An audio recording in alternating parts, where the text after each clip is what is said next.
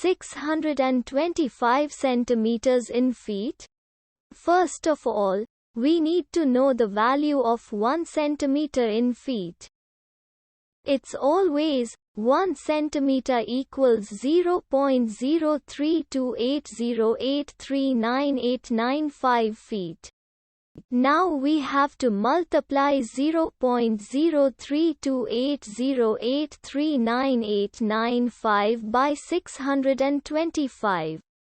Therefore, 625 centimeters times 0.03280839895 feet equals 20.5052493437 feet. So, in other words, 625 centimeters equals 20.5052493437 feet. We hope you have enjoyed this video. Please like and subscribe to our channel for more videos like this.